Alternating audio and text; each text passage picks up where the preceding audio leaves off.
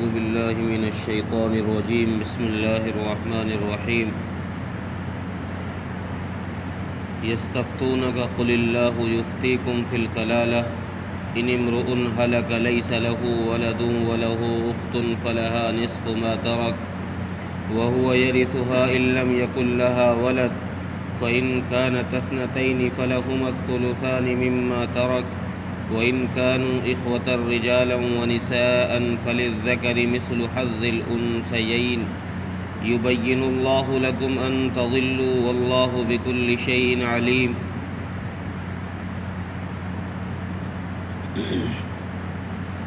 یہ سورہ نساء کی آخری آیت ہے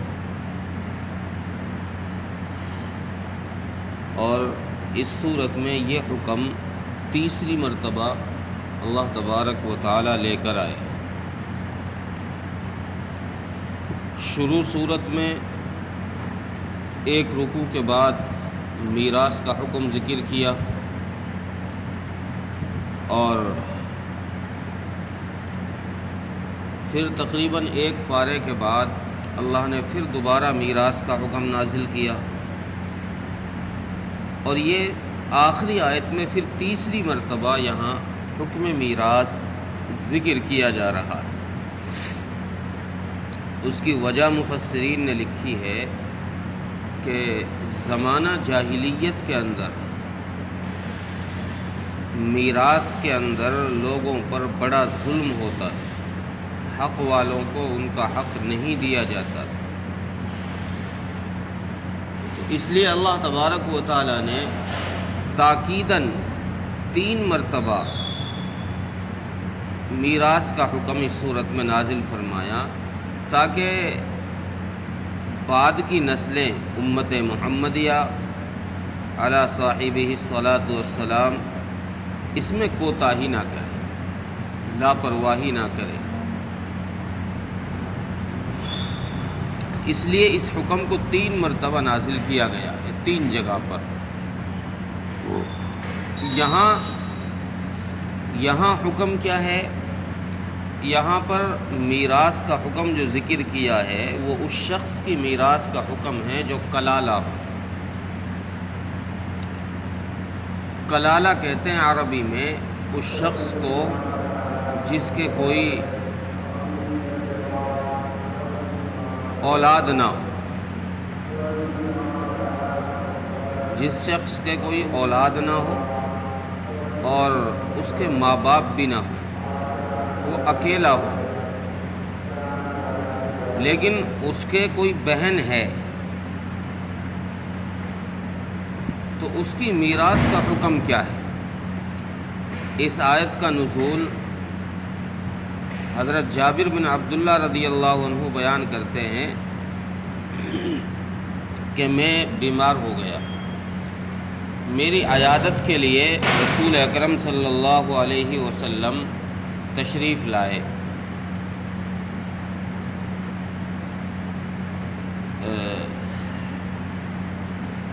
ابن کثیر نے لکھا ہے کہ حضرت جابر رضی اللہ عنہ فرماتے ہیں کہ میں بیمار تھا اور میں بے ہوش تھا. رسول اللہ صلی اللہ علیہ وسلم تشریف لائے، آپ نے وضو فرمایا اور وضو کا بچا ہوا پانی میرے چہرے پر پھینکا، چھڑکا، جس سے مجھے ہوش میں آیا، میں ہوش میں آ گیا. تو میں نے رسول اللہ صلی اللہ علیہ وسلم سے یہ مسئلہ دریافت کیا کہ رسول اللہ میرے کوئی اولاد نہیں ہے اور میری بہنیں ہیں، ان کی میراث کا حکم کیا ہے؟ مال میری میراث ان میں کیسے تقسیم ہوگی؟ تفسیر مظہری نے اس طرح نقل کی ہے کہ تھوڑے سے فرق کے ساتھ کہ حضرت جابر بن عبداللہ رضی اللہ عنہ فرماتے ہیں کہ میں بیمار تھا، رسول اللہ صلی اللہ علیہ وسلم میری عیادت کے لیے تشریف لائے اور جب آپ تشریف لائے تو میں نے رسول اللہ صلی اللہ علیہ وسلم سے ارشاد فرمایا کہ یا رسول اللہ میں بیمار ہوں اور میری بہنیں ہیں، تو میں کیا اپنی بہنوں کے لیے 1/3 مال کی وصیت کروں یا میں ان کے لیے 2/3 مال کی وصیت کروں؟ تو آپ صلی اللہ علیہ وسلم نے ارشاد فرمایا ان کے ساتھ بھلائی کا معاملہ کرو، اور آپ واپس تشریف لے گئے۔ یہ کہہ کر آپ واپس تشریف لے گئے۔ تھوڑی دیر کے بعد رسول اکرم صلی اللہ علیہ وسلم واپس تشریف لائے، اور پھر آ کر آپ صلی اللہ علیہ وسلم نے حضرت جابر بن عبداللہ رضی اللہ عنہ سے فرمایا کہ جابر، اللہ نے تیرا مسئلہ حل کر دیا، اللہ نے تیرا مسئلہ حل کر دیا۔ کیا حل کیا ہے؟ کہ تیری بہنوں کے لیے 2 ثلث ہے، 2/3۔ تیری بہنیں 2 ہیں یا 2 سے زیادہ ہیں تو ان کے لیے مال کا 2/3 حصہ ہے۔ اچھا، یہاں دیکھو قرآن کریم نے پیچھے ایک سوال ذکر کیا تھا یہود کا، کہ ہم آپ کو نبی اس وقت مانیں گے کہ آپ کوئی ایسی کتاب لے کر آؤ جو ایک دم سے آپ پر نازل کی گئی ہو، جیسے حضرت موسیٰ پر نازل کی گئی۔ ابھی آپ کے ذہن میں ہو تو 1 رکوع 2 رکوع پہلے یہ سوال آیا تھا۔ اگر اللہ تبارک و تعالی ایک دم سے قرآن کو نازل فرما دیتے تورات کی طرح، تو پھر یہ مسائل کیسے حل ہوتے؟ جو یہ ضرورت کے متعلق آیتیں نازل ہو رہی ہیں، قرآن کریم میں 23 سال میں قرآن کریم کا نزول ہوا، اور یہ تھوڑا تھوڑا کر کے نازل ہوا، تو اس میں امت کے لیے یہ فائدہ ہو گیا کہ جس کو جو مسئلہ پیش آتا اللہ اسی مسئلے کے متعلق آیت نازل فرما دیتا۔ جس صحابی کے استفسار پر، پوچھنے پر کوئی آیت نازل ہو جاتی تو وہ اس صحابی کے لیے باعث فخر ہوا کرتی، اور وہ اپنی اس بات پر فخر کیا کرتا تھا کہ اللہ نے میرے بات پر یہ آیت نازل فرمائی ہے۔ حضرت جابر بن عبداللہ فرماتے ہیں کہ اللہ نے میرے پوچھنے پر یہ آیت کریمہ نازل فرمائی۔ حضرت ابن عباس رضی اللہ عنہ فرماتے ہیں کہ سورہ نساء قرآن کی آخری صورت ہے، نزول میں، نازل ہونے کے اعتبار سے آخری صورت ہے، اور اس صورت میں یہ آیت یستفتونک، یہ آیت سب سے آخری آیت ہے۔ اور اس آیت میں حکم کیا دیا گیا کہ اگر کوئی ایسا مرد مر جائے جس کے کوئی نرینہ یا مادہ اولاد ہی نہ ہو، نہ لڑکا ہو نہ لڑکی ہو، اور یہاں پر ماں باپ کا ذکر نہیں کیا ہے قرآن کریم نے، لیکن شارحین نے لکھا ہے کہ کلالہ کہتے ہی اس کو ہے جس کے ماں باپ بھی نہ ہوں۔ اگر ماں باپ ہوں تو پھر کلالہ نہیں ہوگا۔ تو اگر کوئی ایسا شخص مر رہا ہے جس کے کوئی اولاد نہیں ہے اور اس کے باپ نہیں ہیں، ماں باپ نہیں ہیں، لیکن اس کے ایک بہن ہے، تو اس ایک بہن کو اس کے مال کا آدھا حصہ ملے گا۔ جو وہ چھوڑ کر جا رہا ہے اس بہن کا آدھا حصہ اس بھائی کے مال میں سے ملے گا، اور پھر بقیہ مال جو ہے، آدھا مال جو بچے گا وہ اور جو اس کے حقوق ہیں ان میں دیا جائے گا، اور یا کوئی عصبہ وغیرہ کوئی ہو اس کو دیا جائے گا۔ اگر کوئی بھی نہیں ہے تو پھر سارا مال اسی کی طرف لوٹا دیا جائے گا، یعنی بہن کو ہی دے دیا جائے گا۔ اور اگر بہن مر جائے، جس بہن کو یہ آدھا مال مل رہا ہے اس بھائی کی وراثت میں سے، اگر یہ بہن ہی مر جائے اور اس بہن کے بھی کوئی اولاد نہ ہو تو پھر اس کا مال کہاں جائے گا؟ اگر یہ بہن مر رہی ہے اور اس بہن کے کوئی اولاد بھی نہیں ہے تو اب یہ وہ بھائی جس کے مال میں سے اسے آدھا مل رہا تھا، وہ بھائی اس بہن کے پورے مال کا وارث ہوگا، سارا مال اسی بھائی کو دیا جائے گا۔ اور اگر اس بھائی کے، مرنے والے بھائی کے جس کے اولاد نہیں ہے، ماں باپ بھی نہیں ہے، اس کے اگر 2 بہنیں ہوں یا 2 سے زیادہ ہوں، 2 بہنیں ہوں یا 2 سے زیادہ ہوں، تو ان کو پھر اس بھائی کے مال میں سے 2/3 حصہ ملے گا، 2/3 حصہ اس بھائی کے مال میں سے ان بہنوں کو مل جائے گا۔ اور اگر مرنے والے کے کئی بھائی بہن ہوں، ایک بھائی 2 بہنیں یا اس سے زیادہ، 2 بھائی 4 بہنیں زیادہ ہوں،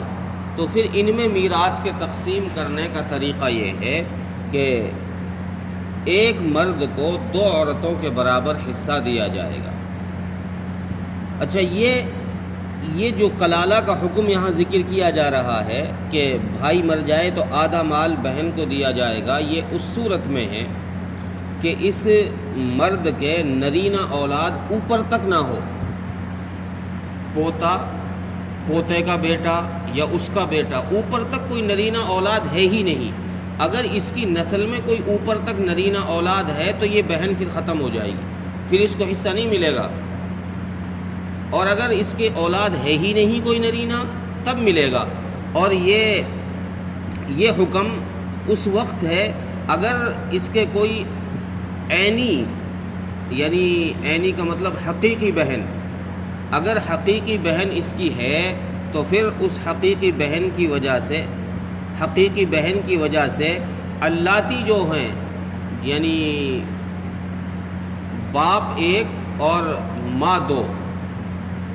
جو اللاتی اولادیں ہیں، بھائی بہنیں، ان کا حق ختم ہو جائے گا، ان کو حصہ نہیں ملے گا عینی کے ہوتے ہوئے، حقیقی کے ہوتے ہوئے۔ اگر حقیقی نہیں ہے تب ملے گا اللاتیوں کو، اگر حقیقی بھائی بہن نہیں ہیں تو اللاتی حقیقی کے حکم میں ہوتے ہیں، لیکن اگر حقیقی بھائی بہن موجود ہے تو اللاتیوں کا حصہ ختم ہو جائے گا۔ پھر آخر میں اللہ تعالیٰ نے یہ بات ذکر فرمائی کہ ہم یہ میراث کے حکم اس لیے تمہارے سامنے کھول کھول کے بیان کر رہے ہیں تاکہ تم آگے چل کے گمراہی سے بچ سکو، تم کسی کا حق نہ مارو، تم کسی کا حق نہ کھاؤ، چونکہ امت کے اندر اکثریت طبقہ وہ ہے جو میراث میں وارثین کا حقوق کھائے بیٹھا ہے۔ اکثریت طبقہ میراث کی طرف امت کے پڑھے لکھوں کا، ان پڑھوں کا کسی کا دھیان ہی نہیں ہے۔ بس کوئی مر جاتا ہے تو اس کے مال پہ جس کا قبضہ پہلے سے ہے اسی کا قبضہ بعد میں بھی، کسی کا کوئی حق بنتا ہے نہیں بنتا کوئی نہیں پوچھتا، کوئی نہیں دیتا، سب اپنے اس مال پر قبضہ کیے بیٹھے ہیں۔ حالانکہ قرآن سے جو مسئلہ ثابت ہوتا ہے یہ دلیل قطعی ہوتی ہے، اور دلیل قطعی سے جو بات ثابت ہو جائے، جس بات کا دلیل قطعی کے ذریعے سے حکم دیا جائے وہ فرض ہوا کرتی ہے۔ جیسے نماز کا حکم دلیل قطعی میں دیا گیا، یعنی قرآن میں دیا گیا تو نماز فرض، روزہ کا حکم دلیل قطعی میں دیا گیا تو وہ بھی فرض، حج کا حکم قرآن نے دیا وہ بھی فرض، تو ایسے ہی زکوٰۃ کا حکم قرآن نے دیا وہ بھی فرض، اسی طریقے سے میراث کا حکم بھی قرآن نے دیا ہے یہ بھی فرض ہے۔ لیکن نماز چھوڑنے والے کو تو لوگ گنہگار سمجھتے بھی ہیں، روزہ نہیں رکھتا لوگ سمجھتے ہیں کہ یار غلط کر رہا ہے، گنہگار سمجھتے ہیں، لیکن اگر کوئی میراث کھا جائے تو کسی کے ذہن میں یہ خیال ہی نہیں آتا کہ یہ بھی کوئی گناہ کا کام کر رہا ہے۔ یہ ایسا ہی گناہ ہے جیسے نماز چھوڑنا گناہ فرض حکم ہے، ایسے ہی جیسے اور فرائض کا چھوڑنے والا گنہگار ہے اور انکار کرنے والا کافر ہے، ایسے ہی میراث کا حکم ہے کہ میراث کا ترک کرنے والا اور میراث کا انکار کرنے والا کافر، ترک کرنے والا گنہگار۔ تو اس لیے اللہ نے فرمایا کہ ہم اس لیے یہ چیزیں کھول کھول کر بیان کر رہے ہیں تاکہ تم آگے چل کر گمراہی سے بچ سکو۔ واللہ بکل شیء علیم، اور اللہ تعالی ہر چیز کا جاننے والا ہے،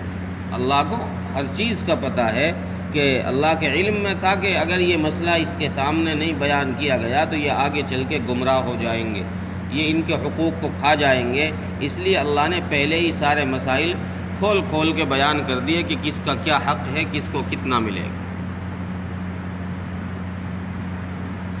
ترجمہ دیکھیں، یستفتونک، اے نبی صلی اللہ علیہ وسلم یہ آپ سے سوال کرتے ہیں، یہ آپ سے پوچھتے ہیں، قل اللہ یفتیکم فی الکلالہ،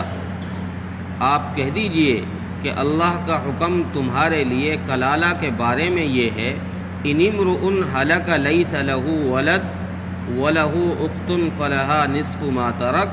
کہ اگر کوئی ایسا مرد مر جائے کہ جس کے کوئی اولاد نہ ہو، اولاد کے ساتھ ساتھ جیسے میں نے تفسیر میں ذکر کیا کہ ماں باپ بھی نہ ہو، لیکن اس کے ایک بہن ہو تو اس بہن کو اس بھائی کے مال کا آدھا حصہ ملے گا، اس کے ترکے میں سے آدھا حصہ بہن کا ہے۔ وَهُوَ يَرِثُهَا إِن لَّمْ يَكُن لَّهَا وَلَدٌ، اور اگر بہن مر جائے اور اس کے کوئی اولاد نہ ہو تو بھائی اس کے سارے مال کا وارث ہوگا۔ فَإِن كَانَتْ اثْنَتَيْنِ فَلَهُمَا الثُّلُثَانِ مِمَّا تَرَكَ، اور اگر اس بھائی کے، مرنے والے بھائی کے دو بہنیں ہوں تو ان دو بہنوں کو 2/3 مال ملے گا۔ وَإِن كَانُوا إِخْوَةً رِجَالًا وَنِسَاءً فَلِلذَّكَرِ مِثْلُ حَظِّ الْأُنثَيَيْنِ، اور اگر اس مرنے والے بھائی کے کئی بھائی بہنیں ہوں تو پھر ان میں مال تقسیم کرنے کا طریقہ یہ ہوگا کہ ایک مرد کو 2 عورتوں کے برابر حصہ دیا جائے گا۔